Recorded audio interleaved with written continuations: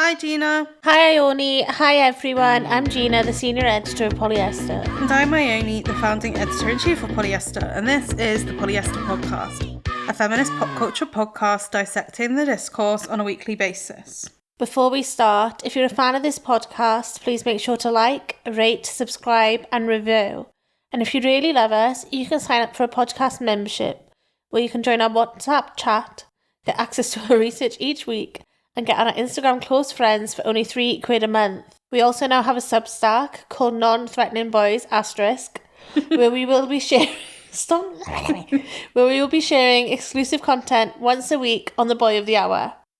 Do we have any reviews, Ione? Do we? We do. We've seen the good and the bad for the person that And said, truly, honestly, I hope you read this out. the ugly. No, yeah, the ugly of your heart. The ugliness of your heart. Here's a good one. Here's a good one. Hit me. Hi Ione. Hi Gina. I love this podcast. It's the only pop culture podcast I listen to because they're so insightful and also very funny. Yeah. Fully recommend to anyone who wants to avoid the brain rot that is a potential side effect of living on this planet and also likes to giggle. That is by MMC12121212 in Canada. Thank you, MMC12121212. Thank you. And then we have our Spotify comments. I don't know how to say this name, do you? Gian. Gian, I'd say. Okay, Gian. Ione and Gina. You always hit the spot with your commentary. I absolutely agree that if you're exploiting your identity and your background for capital gain, you are a part of the problem. Tell him. DJ Fuzzy Peach. Fab episode. The interview portion was really helpful in demystifying the unapproachable feeling process of publishing a book. Thank you both for always keeping it real. Congrats, Gina. Can't wait to read Greedy Guts, and I love your thick regional accent, lol. Can you tell that I choose which ones we read out? Gina also did receive an apology, which we're very grateful for. Yeah, thank you to the person. What was their name? I forgot, sorry. Probably shouldn't give them their name. Oh, sorry, redacted.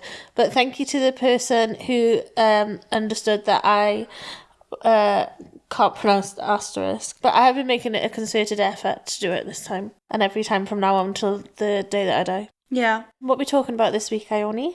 The millennial... Everyone's obsessed with millennials. The millennial Gen Z divide. TikTok's obsessed with millennials at the moment. Everyone's millennialing out. How are they millennialing out? Many different ways. Why are we reading that like we're doing an English exam? Many different ways. So the first thing we saw was this tweet from Cami Fateh, which says, I would have been a great millennial. I would work at ID and my friends would work at Vice and BuzzFeed News and we'd write listicles and Twitter was at its prime. Unfortunately, I was too busy being in the 6th grade to participate. And then there's loads of TikToks being like, what I would wear to my shift at BuzzFeed in 2014. And then there's like a trend where it's like people talking about club music from the millennial period being like, and then someone has posted like, being a millennial is fab because we got the best of millennial culture and the best of Gen Z culture. Born between 94 and 2001, according to this TikTok, which includes me and doesn't include Gina. Excludes me by 3 months. Then there's this whole one going around that's like millennial burger place. So it's like, you can just, what's that place called? Dirty Burger. Dirty Burger's one of them. Like almost famous in Manchester. And then what's the one that's in Nunhead? Meat and Liquor. Meat Liquor. Meat Liquor. That's in East Dulwich though. That's what I meant. And like, I don't think Honest Burger counts, but it's adjacent. It's adjacent, yeah. Maybe like some of the language around KFC in recent years. It's like neon signs. The dirty slag burger. Emphasis sexy on everything bitch being burger, dirty. The dirty bacon fries with extra baconaise. Saucy sauces. Yeah, horny sauces. Everything's horny, yeah. We've spoken about that before. Everything's horny, nothing hurts. Apart from you're fucking good. And they'll have like ales.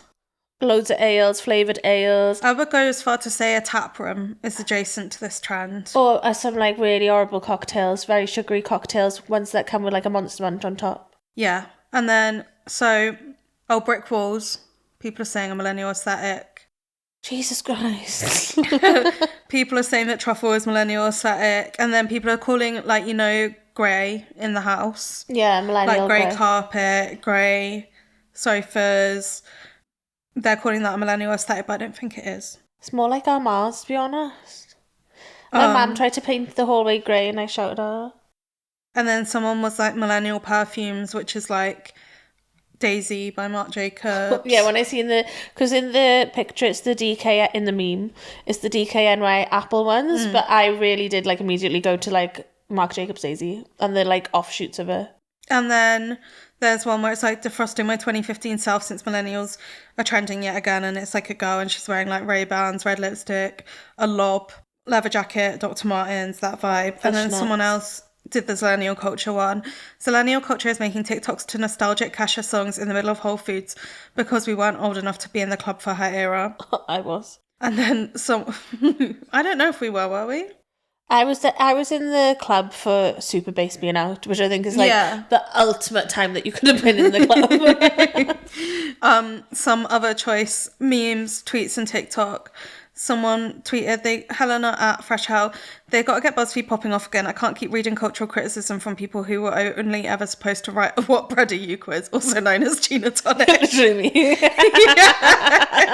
Come for my gig. This all comes off the back of the girls' renaissance, so everyone being obsessed with girls, which has been going on for 2 years at least.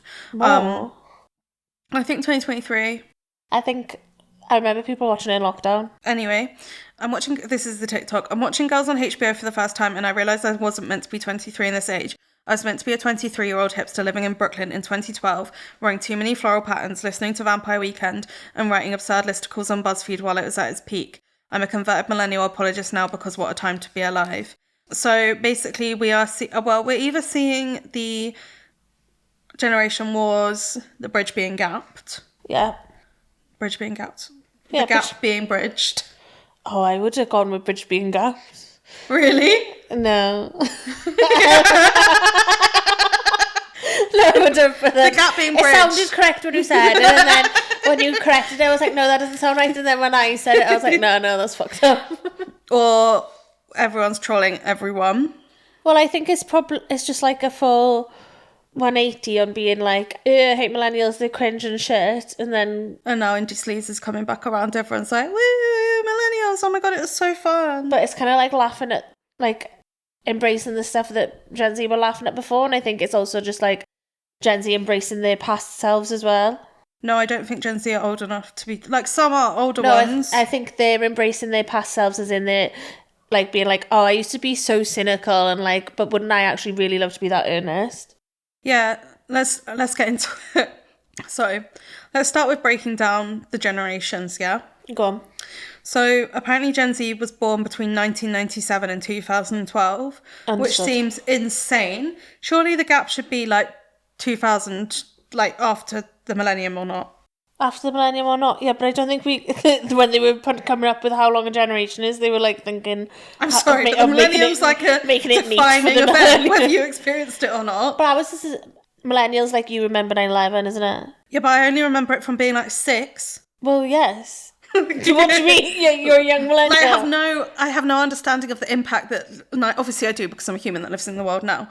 When I was 6, I literally remember feeling sorry for the plane when I got told. Yeah, but what, you remember the event? Yeah, fine.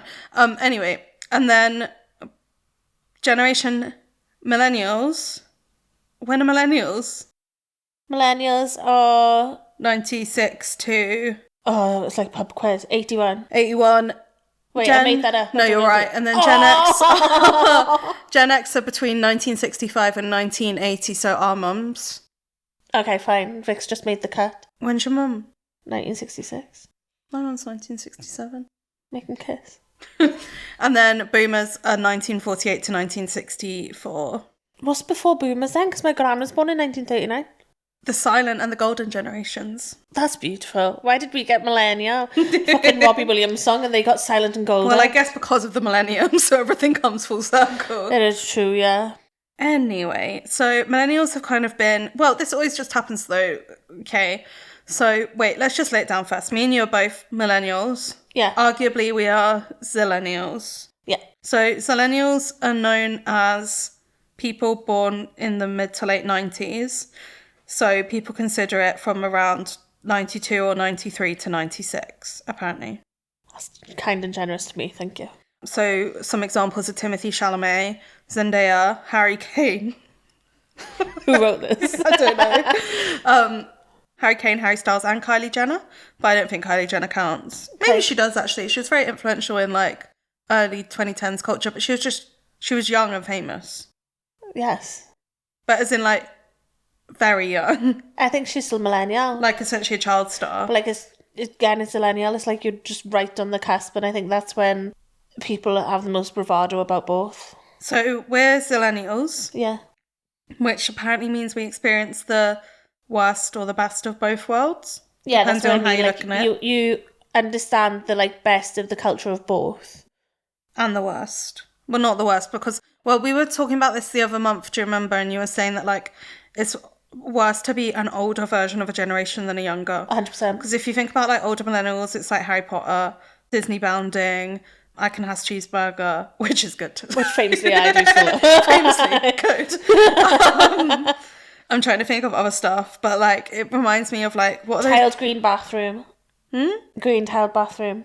What? Forest green tiled bathroom. That's older millennial. Is it? That's older millennial as fuck. For fuck's sake, man. I nearly got a dark green bathroom. Well, girly goo. You had the foresight as a millennial to go pink. But the big defining thing between Gen Z and millennials is that millennials can remember a world without the internet and Gen Z can't. Yeah, whereas I can kind of remember it coming in. Yeah, we weren't like...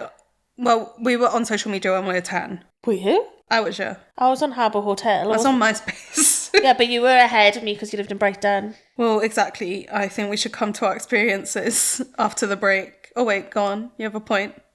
I don't. Okay, after the break. We're back from the break.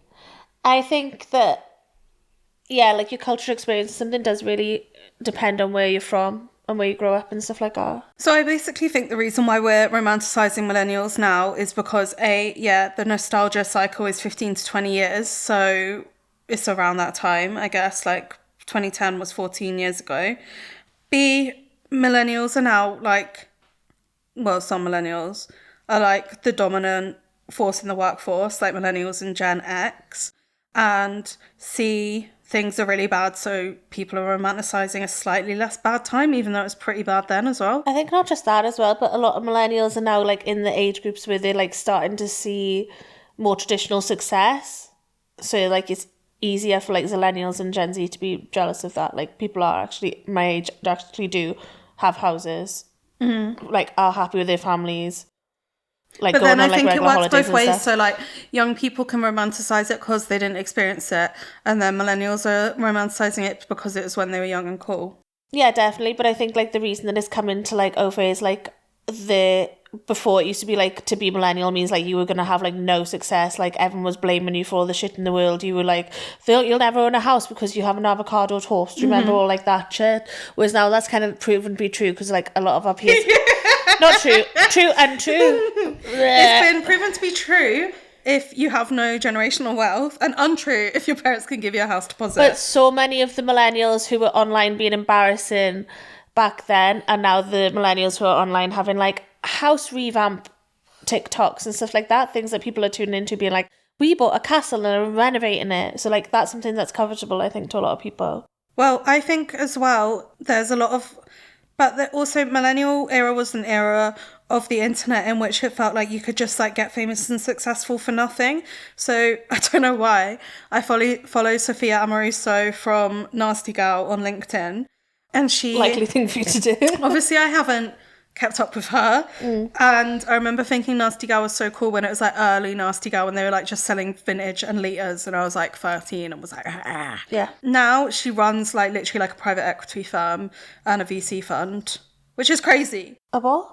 Private equity fund and a VC fund, venture capital. She's an investor. And I feel like it's the same with like a lot of millennial, especially women. Like the girl boss era was definitely real in like even like seeing people like Tavi, all of these people that became like internet famous or whatever getting actual famous. I feel like it probably looks like to Gen Z that there was like more opportunity or like it was easier to get what you want, if that makes sense. Yeah, I think that's why so much of the memes are like, I would be writing for BuzzFeed and I would be doing this and my best mate would be at Vice, whereas I think like at the time those were really comfortable jobs. Yeah, but it is like a romanticization.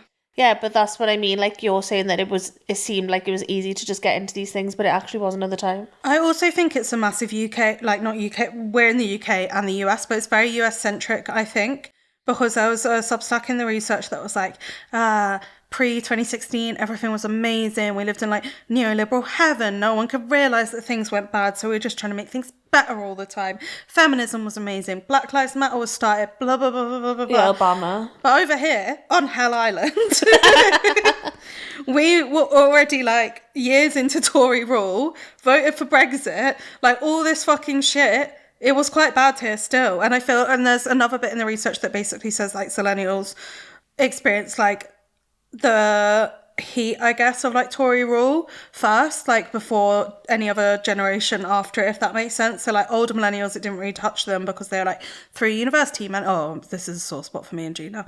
Tell them why. Because Gina's a cow. That's why. Tell them why. So basically, because I'm from a low income background. Sorry, don't make him out that. Get out the tiny violin. When did it end? So basically, I got this thing called EMA, which is when you were in sixth form, which is 16 to 18, and it meant that you got £30 a week because your parents were poor, so you could like get the bus. Well, I also got free bus, which was swag. And then the Tory Lib Dem coalition scrapped that for basically any year after me. So I got it, but my little sister's 2 years younger than me, so she didn't get it because it didn't exist. And then in 2012, well, for the cohort year of 2012 at university was when they brought in the fee change. So it made university £9,000 a year.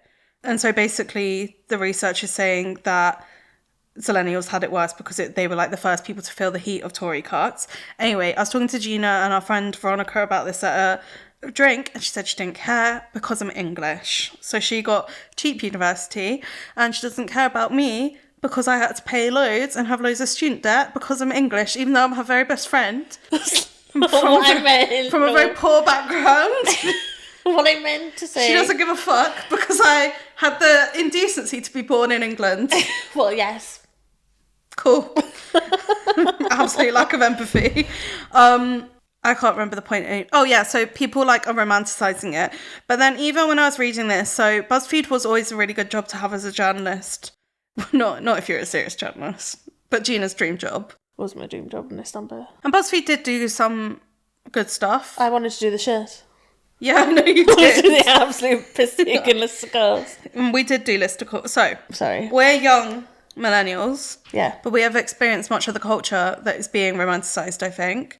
So, for example, I grew up in Brighton, which is like a very hipster place. So I spent my teenage years like going to gigs, writing for free for music magazines.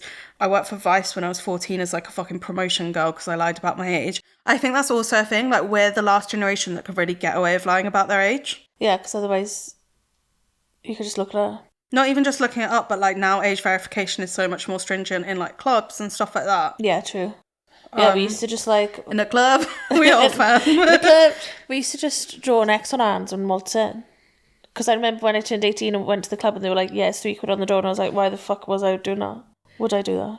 Am I doing this? I think it definitely seemed like there was less rules in place when we grew up to how younger people have it now. Yeah, I think that was a huge part of the internet as well. Like, I was talking to someone the other day and I was like, we just didn't have parental lock. Like, my parents didn't know what the fuck I was doing on my computer.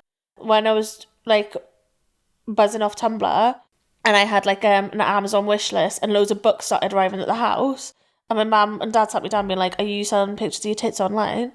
And I was like, no, I'm Tumblr famous. And I had to explain it to them. But, like, they had no idea what I was doing on the computer for, like, 8 hours a day. Whereas now I think, like, parents are so strict on, like, what kids are ingesting. No, I will say my mum was like very tech literate. I got caught doing naughty things so many times. What were you doing? Like really badly. Like what? She won't want me to tell the story, so I'm not going to tell it. It was just bad. And like, sounds so much more dodgy though, doesn't it? So, it only was human trafficking. It's not human trafficking, but I might have been getting nonce. Let's just say that. Oh, we were all getting nonce. Do you know what exactly. I mean? But like, because we can, and a tiny violin out again. We didn't have our own laptops and stuff. I didn't have a laptop. I was at the back of the I remember when I got a laptop, I used it so much that the battery burned into my legs and broke. Fuck me. We weren't allowed, my mum wouldn't let us have laptops till we were 18. We had to sit in the family computer, and I was doing that fucking fingering myself to MCR porn. That's so mental. Emo boys kissing. My mum's back to me. Anyway, sorry, Vic. That was a bit younger anyway. Not for Gina. She was 19. 22. So I worked at Dazed. Gina freelanced at Vice loads. We both did shifts writing listicles at Bustle. Bustle, yeah. Is this still going? I think it got like rebought by... No, I don't know. I think it... I don't know. Back on. I think it does because don't they do like weird covers with like... Oh, Kourtney Kardashian. Yeah. Something Dodd. Anyway, don't go on there. I do think like it was a good time for journalism in a way because there was like loads of money being put into journalism. I think being put into youth journalism specifically. Youth journalism specifically, but it didn't translate to wages. So like my first job at Dazed, I was paid like I think 17k a year for a full-time job. It's fucking nuts, isn't it? Yeah, which is mental and like... But also it's fine because I was 20. But it's different now. You couldn't give a 20-year-old dollar. No, you couldn't. But as in, it was 20. I was 20, and then I quit. Like there was this whole article about millennial burnout and how basically they think post-pandemic millennials are going to hit their like breaks of being like good, subservient little capitalist workers, and realize it's all a lie and like throw it out. Gratefully, I realised that when I was 22. Well, I think it's that thing, isn't it? Like, you leave high school and you're like, oh, I could have fucked about so much more. What they were going to do, smack me? And it's kind of like when you, like, get fired from your first job or, like, you first, like, get overdoing something. Like, I used to do shift work for Bustle and then I had a nervous breakdown and then just got a job in a shop and was like... Our editor was so evil as well. But, like, I did that and I was like, oh, I don't actually give a fuck about, like... writing to earn money, like I can just do it for fun. Like for me, it was having the full-time job, and then me not giving a fuck was doing the Bustle listicles. No, but then you left Dazed and was like, oh, yeah, fuck no, that, that's like what fuck I mean. traditional media. That's like what I mean. We were both just like whatever about it. And it did feel like, I don't know, but obviously we were in our early 20s, but I guess like pre-COVID really does feel like I had like a lot more time. Like I could just wake up, write some listicles, go for a coffee, like be in a smoking area by 5 o'clock. Like I used to go to happy hour every day, like 6 till 8, drink 4 espresso martinis, and then walk home. Lovely. Such a nice life. Yeah, they're right to be jealous of us, actually. What? But that's just, kids do that now. No, it's true. I think it's literally just being young and having like less responsibility. I think young people do that now. Like, and I could do that now if I wanted to. But I just think the culture's different, as in like Gen Z aren't going to happy hour, they're going to the cinema or something with their mates. Like, see ya. They go in the Odeon. They've got an Odeon pass. They go in the Odeon to watch Opus early. Oh, I used to do that as well. Oh, you had it all, didn't it? Well, when I was a teenager, I used to go Orange Wednesdays every week. Right. What? I'm not sure. There wasn't a cinema near me. I had to get 2 trains to get to the cinema. Tiny bite when and they only opened it when I was 17. This is not a war. But I also... but no, I was going to say, because there's like also a piece in this research that I can't be bothered to dig out the specific line, but it was basically saying that like millennials never thought about Gen X like this. Like we never thought of ourselves as direct competition with Gen Xers. Yeah, like, I picked that out. I feel like, yeah, Gen Xers arguably had it way better than millennials, like property ownership, business, like all of this, everything better. But we weren't like acutely aware of it or attacking them on the internet. But to be fair, they're also our mums. But I also think that they were punching down more than we were punching up. What do you mean? Like all Gen X media was like, millennials don't know they've been born, millennials, again, avocado toast, like da da da da da. No, yeah, defo, but this piece was being like, oh, millennials are never mean about Gen X, so why are Gen Z being mean to millennials? Well, what I'm saying is millennials just sound getting it from all angles. The true underdog of the generation. And now everyone's realised, like Gen Z have realised, being like, oh, we were actually, not only were we tied to them, they've got a comfortable existence. And we were all like, hee hee hee hee hee hee. Do you relate more to Gen Z or millennial? I feel like my own thing. Zillennial. I'm a sexy girl. Let me call you Zillennial. I don't know. I think it's more of like a nostalgia for hipsterdom than millennial. I think hipsters were so long ago in my mind, though. Like, for me, hipsters were when we were in secondary school, and it was like Flight of the Conchords. Yeah, no, it was. I hated being in secondary school. So I'm just not going to romanticise that, is what I'm saying. For me. No, but we're not romanticising it, Gen Z are. Oh, right, I see what you mean. And I think Gen Z are, like, indie sleaze has happened. What happened after indie sleaze? Hipsters. I think it's the other way around. But instead of calling it hipsters, they're just calling it like, oh, I wish I'd been that generation of millennial, because the main job of the hipster was that kind of job, like a journalism job. Pitchfork. Yeah. I saw a really good Instagram story do you follow that meme account called The Girly Demon? No. And she was talking about like Twee coming back in, and then she was like, oh, arguably we're like 2 years into Twee 2.0 already, because Sandy Liang Bo was like the original thing, and then now we're like literally in the height of it rather than the beginning of it, which is what everyone thinks. Yeah, owl necklaces.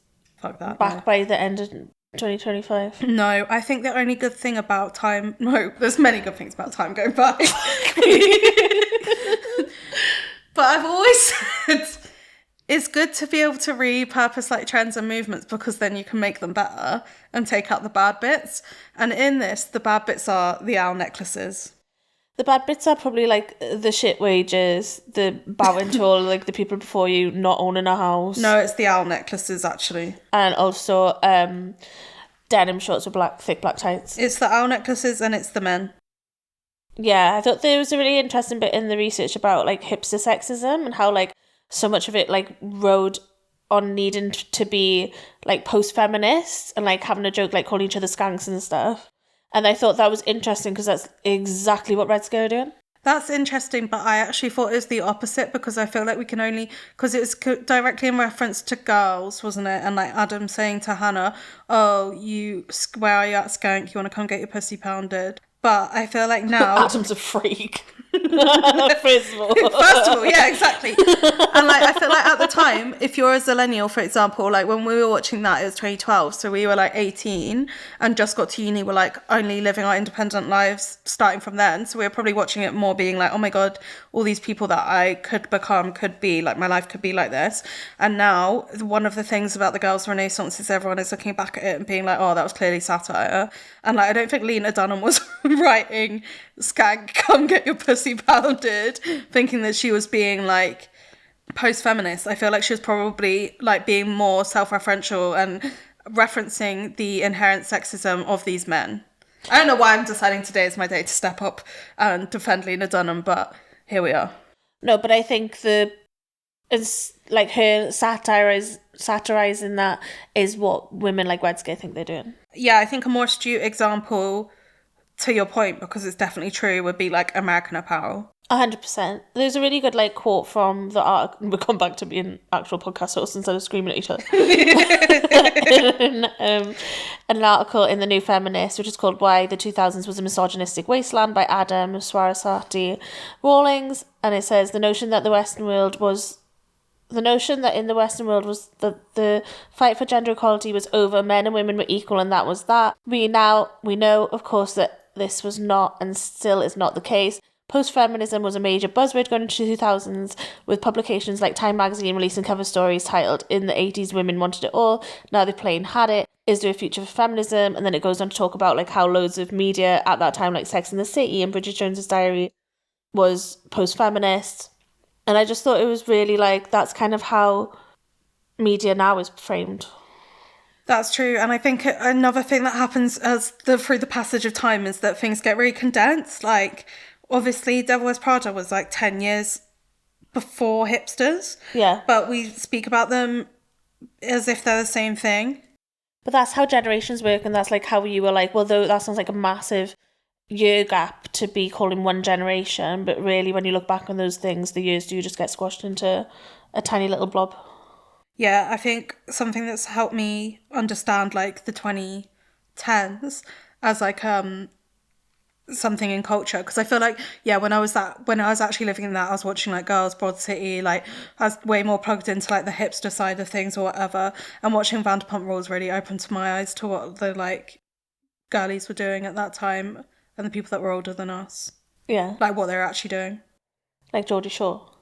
That was the year before, though. It was too early, I think, because Vanderpump started, like, I think peak Vanderpump's like 2014, so it's like... And it looks older than you think it does. Like, I think if anyone wants to go back and remember what that time is like, watch fucking Vanderpump Rules, because you're like, oh my God, in my head, this is what 2008 looked like. But this is another thing that John Berger talks about in like ways of seeing, or it might not even be him, but I think it is, where it's like everything we think of as being like 70s, for example, like, you know, like teak, like all brown, all that stuff. Really, you have to think about like how long economically did it take for people to actually buy those pieces. So it's actually more like 80s, and then 80s is more like 90s, because yeah, like rich people obviously got all this stuff in their house straight away. But even then, like, you don't rebuy a sofa every like 10 years. Well, you probably do now because everything's shit. But do you know what I mean? Like, so everything that we think of as like quintessential to time periods is actually on like a lag. Yeah, 100%. Or like were lasted for much longer. Like you wouldn't buy like back, and even now, like you'd buy a dress and you'd wear that for the next 5 years. Yeah, defo. But I think that's probably if it doesn't fall apart, why we want to split up generations into like older millennials, millennial, older Gen Z, younger, fuck knows what the younger Gen Z are going to call themselves, as alphas. That's why we want to break it down, because the trend cycle's gotten so much smaller. Tell them. And with that, well, I think we made some points by the end. I think that was good. Thank you, Gina. Thank you, Ione. Thank you, Siham, for the research and the sound tech, and Olivia for the editing. Thank you for listening, commenting, subscribing, being and reviewing. Nice. And listening to us every week. God knows I need it this week. And if you want to violin out again. Get that violin away. If you want to leave us a review on Apple, you go on the podcast app.